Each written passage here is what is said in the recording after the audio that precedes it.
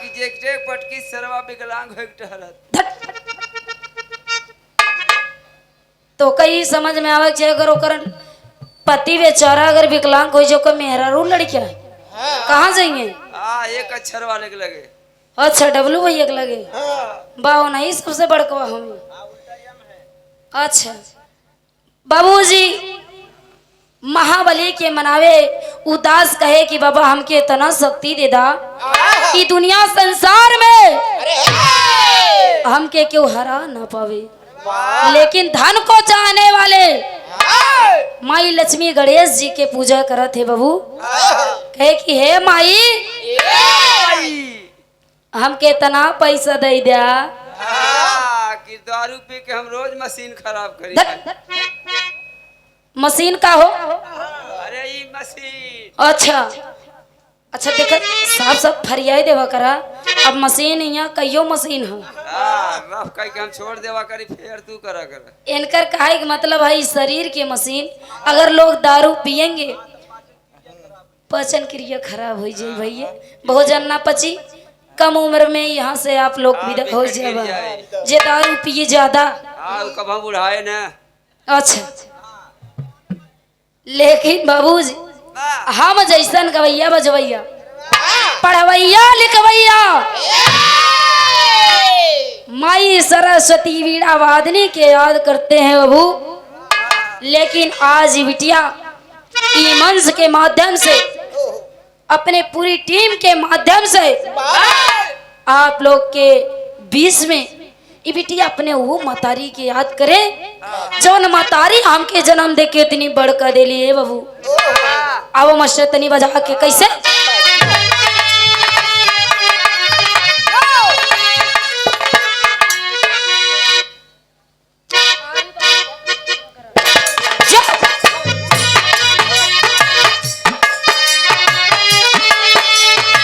ओहो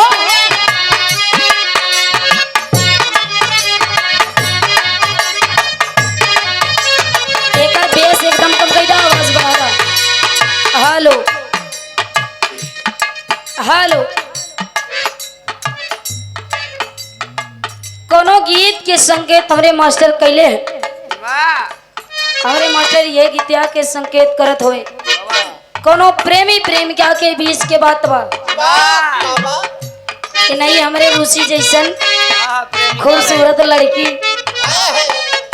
जब इनकी जैसन लड़की वो लड़कवा को धोखा दे दी तब वो लड़कवा कहा ये पगली सुन हम तोरे बिना ना रहा तोरे बिना हम ना जिया। लड़कवा रोई के अपने प्रेमिका से कहत बा का कहे मास्टर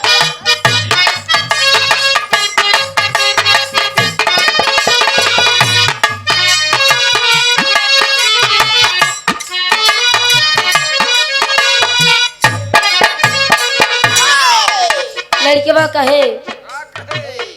ना जियब तहरा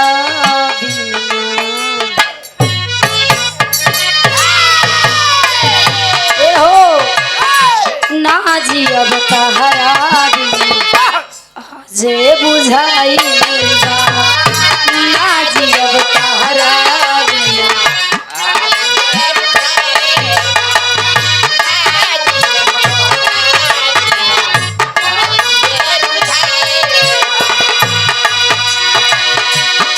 सोची बात हमर सोची सोची बात हमर रोवा गन गनाइल बा ना जियब तहरा बिना जे बुझाइल बा ना जियब तहरा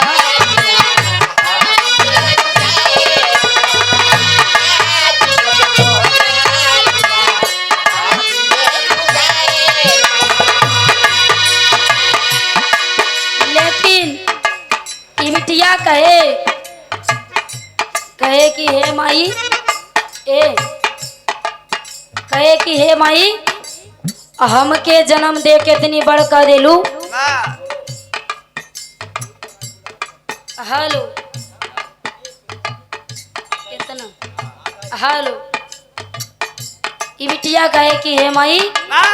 जन्म दे के इतनी बड़का देलू मतारी, सब दिन आके रक्षा कैलू है और सब दिन आके प्यार दुरार देलू है माई। वैसे आज हूँ ई बिटिया मंच पे मुसीबत में व मतारी आके बिटिया के लाज बतावा कहे का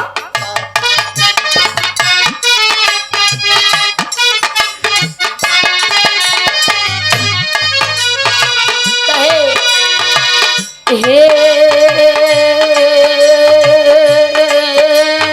माई हो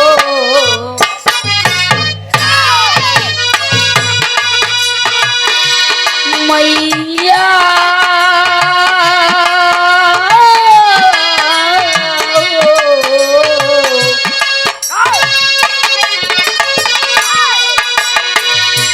ममता की देवी माई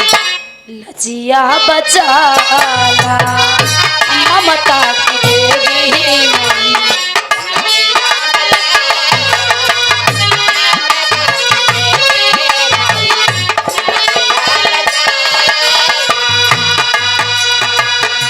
महफिल में आके माई गीतिया गवाता, महफिल में आके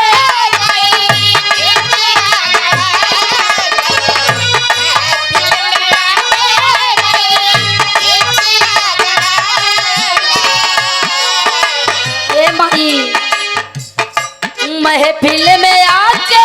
माई गीतिया गवादा, ममता की देवी माई रुझिया बतादा।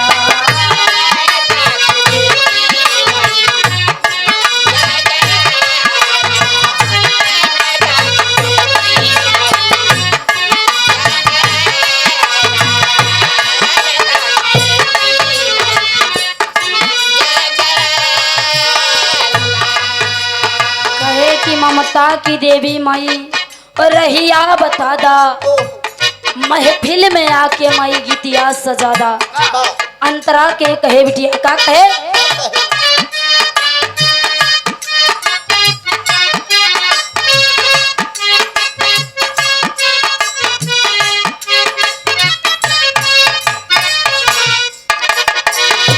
देख के जन्मा जैसे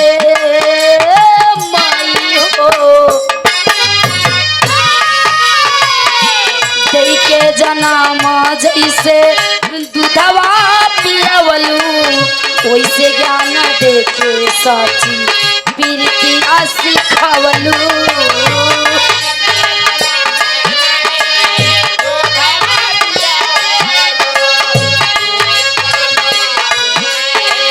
प्रीतिया सिखावलू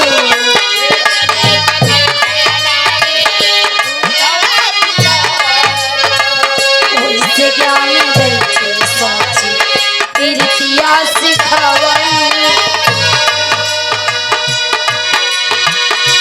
देखे आशीष माई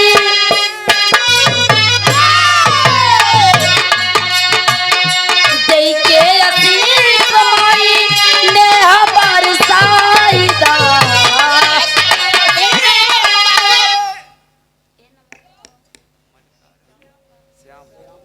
और ये देखा आज के घर मलिकार आज के कार्यक्रम के आयोजक साहब सम्मानित आप आदरणीय श्री श्यामलाल जी, आपकी तरफ से माई के वंदना पे 51 रुपए का महान आशीर्वाद गोड़ छू के पहली बार आशीर्वाद के चाह रहे ए देखे आशीष माई ने बरसाईदा,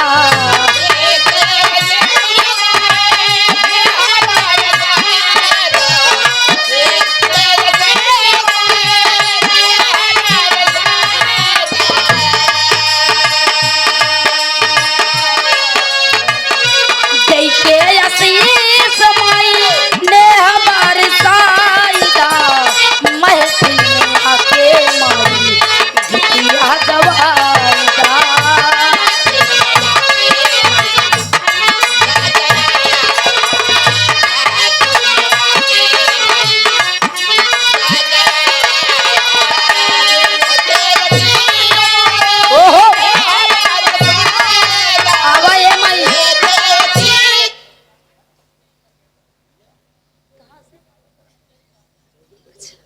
ई बड़े भैया सम्मानित आप दीपक यादव सिकरी सिकरी कानोपुर की पावन धरती से बड़े भैया की तरफ से 101 रुपए का महान आशीर्वाद ये तोहरे गोड़ एरिया छू के का पहली गाँव बार का हो तोहरे एरिया गांव है तू खुद समझे बोलत है चुप रहा बिटिया कहे माई जन्म देलू जन्म माई देली है बाबूजी लेकिन कर्म लिखे वाला ऊपर वाला होला बिटिया कहे कि माई जन्म दे देलू अंगुरी पकड़ के चलावे सिखा देलू माई वैसे आज बिटिया के नाव मझधार में बा माई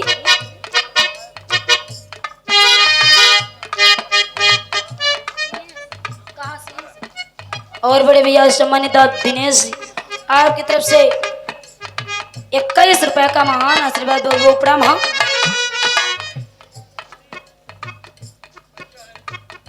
बड़े भैया सम्मानित सतीश भैया जी छोटा बच्चा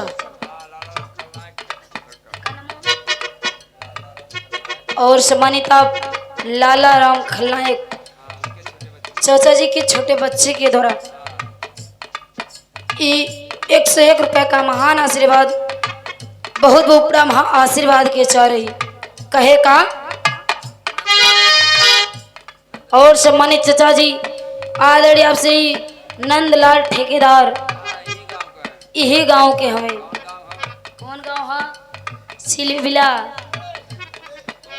गोड़े की पावन धरती से गोड़े गोड़े गोड़े गोड़े 21 रुपए का महान आशीर्वाद गोड़ छू के पहली बार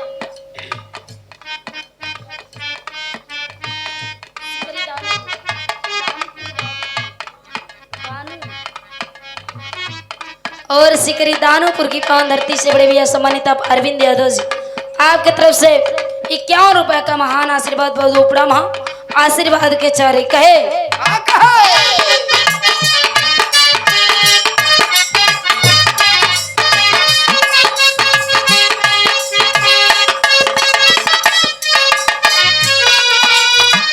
तोहर सहारे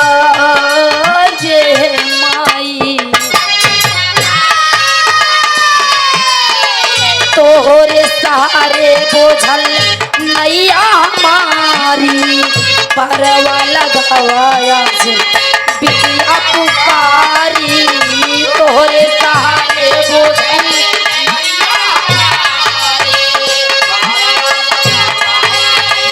बिटिया पुकारी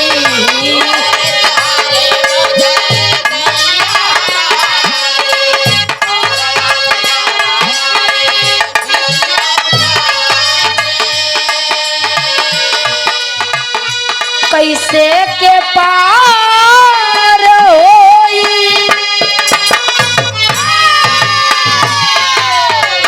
कैसे के पार होई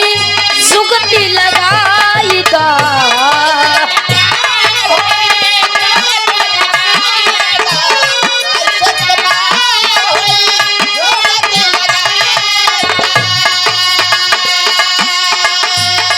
ए माई कैसे के पार होई जुगती लगाई दा महफिल में आके माई बिटिया गवाई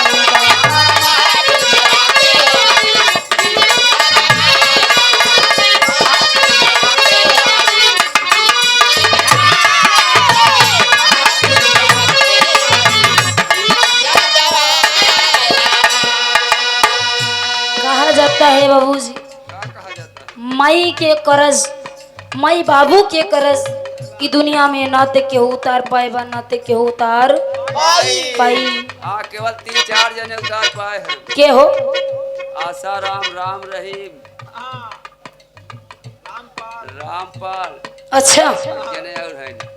वो हैं हनीप्रीत अच्छा तो ही सही कहा तो और सब पागल हमें बिटिया कहे माई हमार नाई तोहर माई हमार नाई एकदम मझधार में वो माई ये कैसे पार हुई तनी कुछ जुगती बता दे माई लेकिन बिटिया लास्ट अंतरा में बतावे अपने गुरु घराने के परिचय दे का दे मास्टर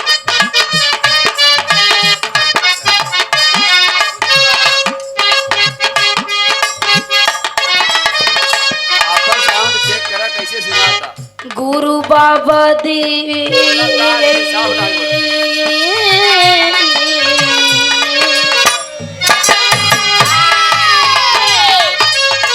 गुरु बाबा दीन महा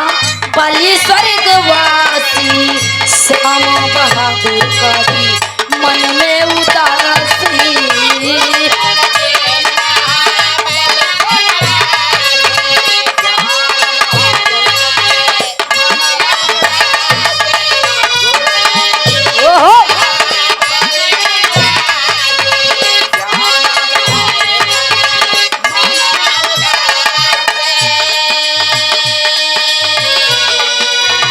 गुरु बाबा दीन महा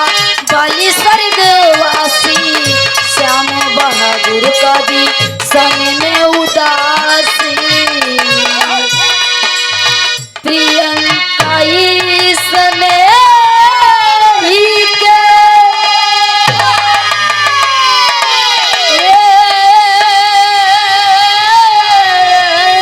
माई हो अजी प्रियंका इसने ही के माई दरसा दिखाई दा प्रियंका सने ही के माई अरे दरसा दिखाई दा महफिल में आके महफिल में आके माई गीतिया गवाई महफिल में